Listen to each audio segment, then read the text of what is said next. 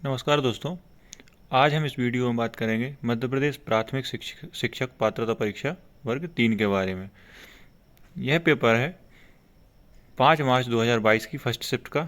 इस exam paper में पर्यावरण से कौन कौन से क्वेश्चन पूछे गए थे, इस बारे में हम आगे चर्चा करेंगे। तो चलिए दोस्तों, आगे बढ़ते हैं। इस वीडियो को देखने के बाद आपको आइडिया लग जाएगा कि पर्यावरण से कौन कौन से क्वेश्चन पूछे जाते हैं। पहला क्वेश्चन था, निम्नलिखित में से कौन ईवीएस के व्यापक विषयों के अंतर्गत नहीं आता है। पहला ऑप्शन दिया था परिवार और रिश्तेदार, दूसरा ऑप्शन पौधे, तीसरा ऑप्शन आश्रय, चौथा ऑप्शन चीज़ें जो हम बनाते हैं और करते हैं। तो इसका सही आंसर था बी। ईवीएस के विषयों में नहीं आता है। अगला प्रश्न था, पर्यावरण अध्ययन को परिभाषित किया गया है।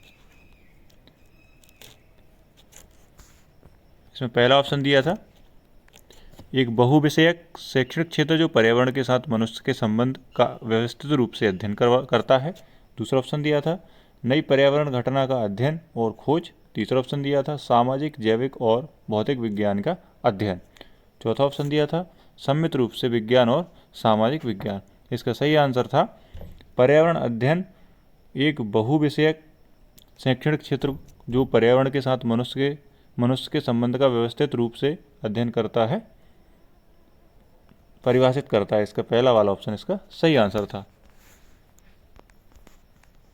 अगला क्वेश्चन दिया था एक गैर जलवायु कारक है। पहला ऑप्शन दबाव, दूसरा ऑप्शन आर्द्रता, तीसरा ऑप्शन नमी और चौथा ऑप्शन भूमि अवक्रमण। एक गैर जलवायु कारक है भूमि अवकरण। इसका चौथा वाला ऑप्शन सही आंसर था। अगला क्वेश्चन दिया था पारिस्थितिक तंत्र पर मानवीय गतिविधियों के प्रभाव के बारे में निम्नलिखित में से कौन सी गतिविधि सही है। पहला ऑप्शन था भूजल का ह्रास, दूसरा ऑप्शन था मिट्टी की उर्वरता बढ़ाना, तीसरा ऑप्शन था वन क्षेत्र में वृद्धि करना, चौथा ऑप्शन था प्रदूषण कम करना। इसका सही आंसर था प्रदूषण कम करना। अगला क्वेश्चन दिया था निम्नलिखित में से किस अनुसार वायुमंडल में 79% नाइट्रोजन और 21% ऑक्सीजन है। पहला ऑप्शन दिया था आयतन, दूसरा ऑप्शन दिया था भार, तीसरा ऑप्शन था घनत्व और चौथा था वेग। इसका सही आंसर था आयतन। ऑप्शन ए इसका करेक्ट आंसर था। अगला क्वेश्चन दिया था निम्नलिखित में से क्या जंगल का कार्य नहीं है। पहला ऑप्शन सतह से वर्षा जल के प्रभाव को कम करना, दूसरा ऑप्शन मिट्टी के कटाव को रोकना, तीसरा ऑप्शन स्थानीय तापमान को नियंत्रित करना, चौथा ऑप्शन था ध्वनि प्रदूषण कम करना। जंगल सतह से वर्षा जल के प्रभाव को भी कम करते हैं, मिट्टी के कटाव को रोकते हैं, स्थानीय तापमान को भी नियंत्रित करते हैं। इसका ऑप्शन जो डी था ये जंगल का कार्य नहीं है ध्वनि प्रदूषण को कम करना। अगले प्रश्न में पूछा गया था निम्नलिखित में से कौन एक गैसीय जैव भू रासायनिक चक्र नहीं है। जल चक्र, कार्बन चक्र, फास्फोरस चक्र और ऑक्सीजन चक्र। भू रासायनिक चक्र नहीं है फास्फोरस चक्र। इसका सही आंसर ऑप्शन सी। अगला क्वेश्चन था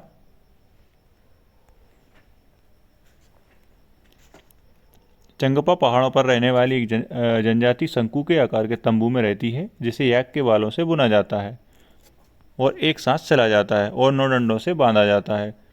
फिर करीब 2 फीट गहरी जमीन खोदकर टेंट लगाया जाता है। उनके तंबू को क्या कहा जाता है। पहला ऑप्शन रेबो, चांगधंग, तासी और लास्ट ऑप्शन दिया था जुले। इसका सही आंसर था रेबो। उस स्थान को रेबो कहा जाता है।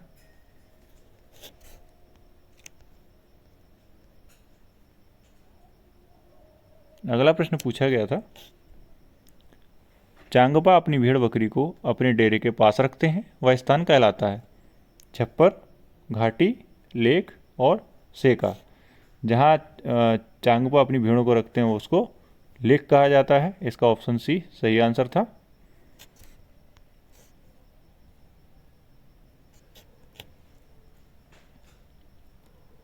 अगले क्वेश्चन जो दिया था, श्रीनगर में कई परिवार एक नाव में रहते हैं जो अंदर से अलग अलग कमरों वाले घर की तरह है, जो मुख्य रूप से डल झील और झेलम नदी में देखा जाता है। उसे क्या कहते हैं? बोट हाउस, घाटी, खाताबंद,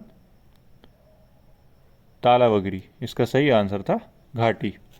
ऑप्शन बी इसका सही आंसर था।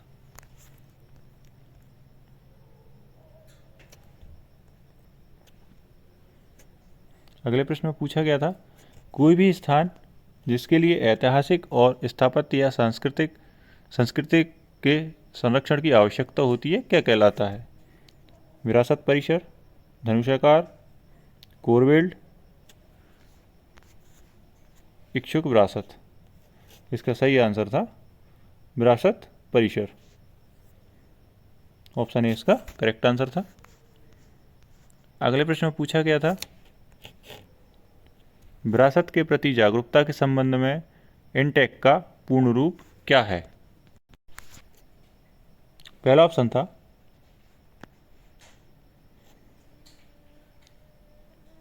Indian National Trust for Art and Cultural heritage.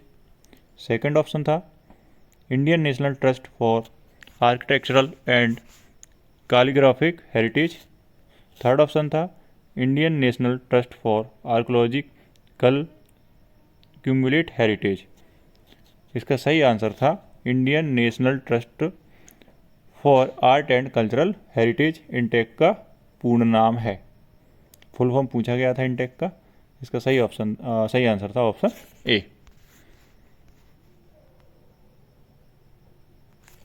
अगला प्रश्न था, भारत सरकार ने ग्रामीण लोगों के जीवन की गुणवत्ता में सुधार लाने और महिलाओं की गोपनीयता और सम्मान प्रदान करने के उद्देश्य से कौन सा कार्यक्रम और कब शुरू किया था? पहला ऑप्शन दिया था CRSP 1986, NWHS 1987, TSCP 1990 और NRDSP 1988। इसका सही आंसर था NRDSP 1988। 1988 में ग्रामीण लोगों के जीवन की गुणवत्ता को सुधार लाने, महिलाओं को गोपनीयता प्रदान, सम्मान प्रदान करने के लिए सरकार ने 1988 में national rural development and sanitation programme चालू किया था।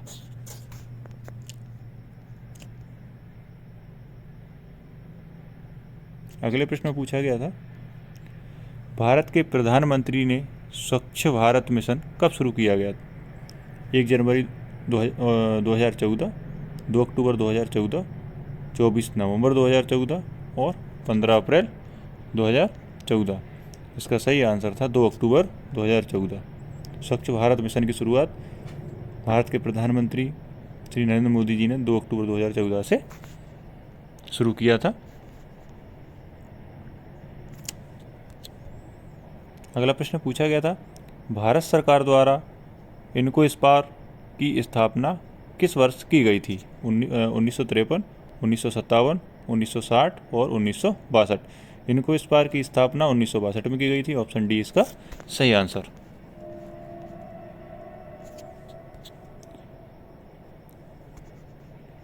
अगला प्रश्न था, टर्ल्स का पूर्ण रूप क्या है जिसे इसरो के पूर्ववर्ती संगठन द्वारा स्थापित किया गया था? टर्ल्स का फुल फॉर्म पूछा गया था।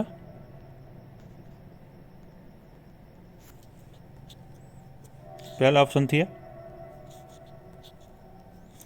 Thiruvananthapuram equatorial rocket launching station, Thumba equatorial rocket launching station. तीसरा ऑप्शन था 2 engine rocket launching system, 3 engine rocket launching system. इसका सही आंसर था Thumba equatorial rocket launching system. TERLS का फुल फॉर्म था। अगला प्रश्न था,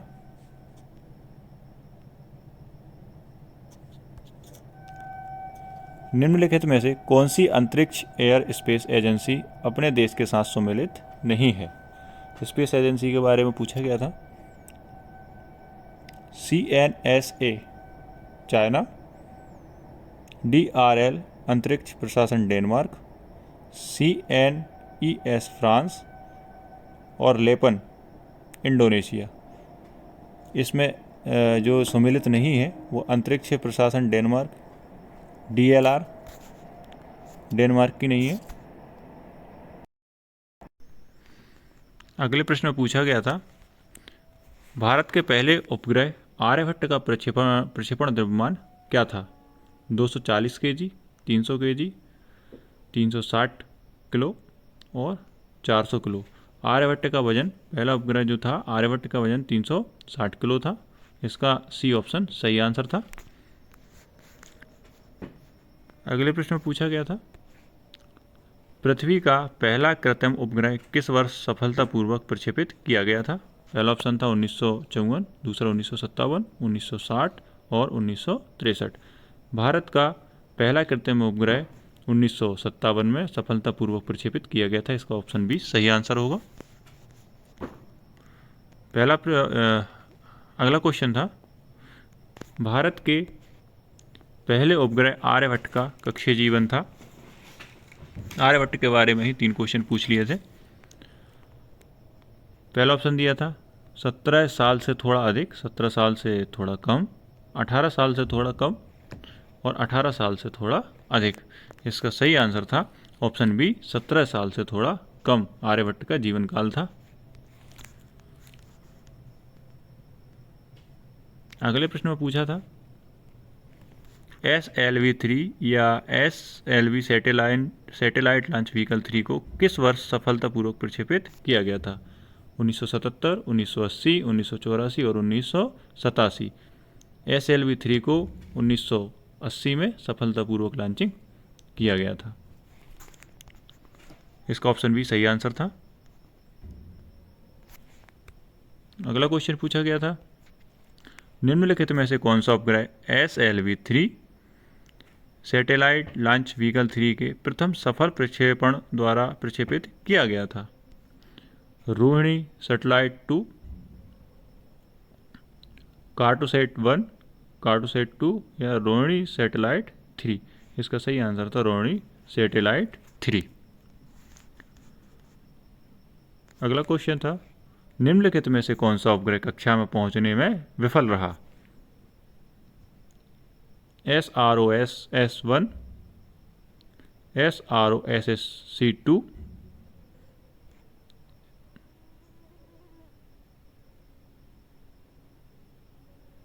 SROSSC2 और NIUSAT। इसका सही आंसर था ऑप्शन ए, SROSS-1। यह अपनी कक्षा में पहुंचने में विफल रहा था।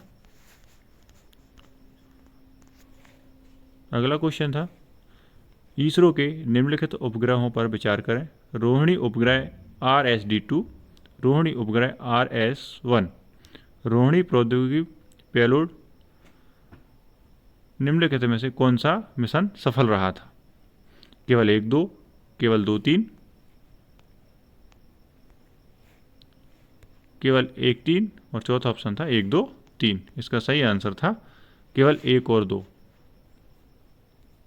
रोहिणी उपग्रह RSD-2, रोहिणी उपग्रह RS-1 ये सफल रहे थे। इसका ऑप्शन ए सही आंसर था।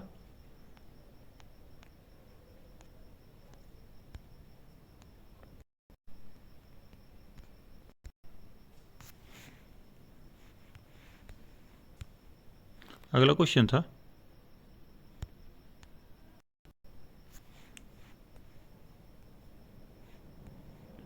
इसरो के निम्नलिखित अंतरिक्ष यान पर विचार करें। Chandrayaan one, Mars orbiter spacecraft.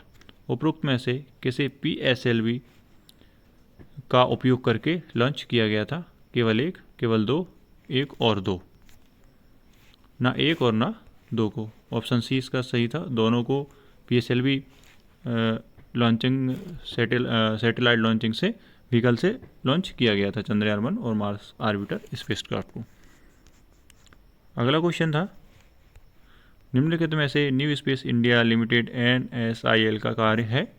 उपग्रह बनाना, ग्राहकों से संबंधित उपग्रहों के लिए लॉन्चिंग सेवाएं प्रदान करना, भारतीय उद्योगों के माध्यम से उपग्रह निर्माण को सुगम बनाना।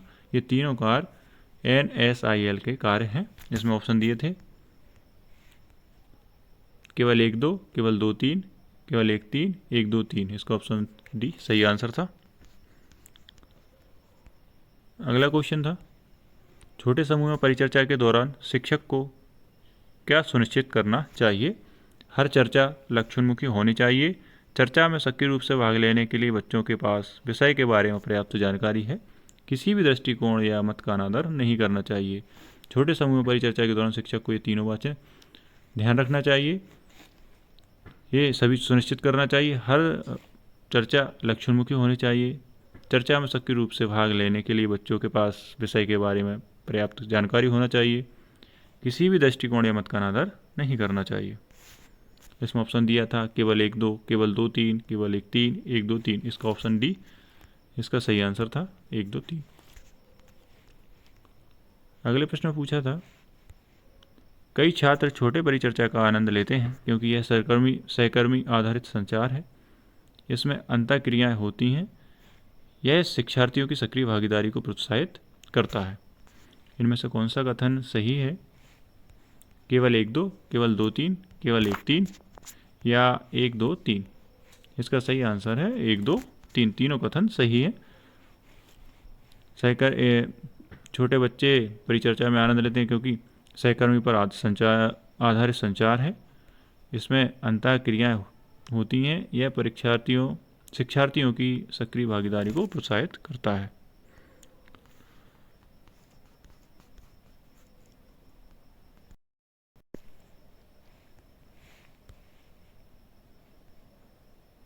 अगला प्रश्न है, कौशल जो छात्र छोटे परिचर्चा के माध्यम से विकसित करते हैं, विश्लेषणात्मक संचार। केवल 1, केवल 2, 1 और दोनों, ना 1 ना 2। इसका सही आंसर है दोनों विकल्प सही है। विश्लेषणात्मक और संचार छात्र छोटे परिचर्चा के माध्यम से विकसित करते हैं। लास्ट क्वेश्चन था जो पर्यावरण अध्ययन से पूछा गया था, निम्नलिखित में से कौन सा EVS मिश्रण अधिगम की अवलोकन पद्धति का लाभ नहीं है? छात्रों को संतुष्ट करना, लेखन कौशल विकसित करना, छात्रों की जिज्ञासा विकसित करना, बच्चों को उनके पर्यावरण का पता लगाने के लिए प्रोत्साहित करना। इसका सही आंसर था लेखन कौशल को विकसित करना EVS के अधिगम की अवलोकन पद्धति का लाभ नहीं है। इसका ऑप्शन भी सही आंसर था। तो दोस्तों ये थे 30 क्वेश्चन जो मध्य प्रदेश प्राथमिक शिक्षक पात्रता परीक्षा 2022 में पूछे गए थे। इन क्वेश्चनों को पढ़ने के बाद आपको आइडिया लग जाएगा कि आने वाली प्राथमिक शिक्षक पात्रता परीक्षा 2024 में पर्यावरण अध्ययन से किस टाइप के क्वेश्चन पूछे जाते हैं। Thank you.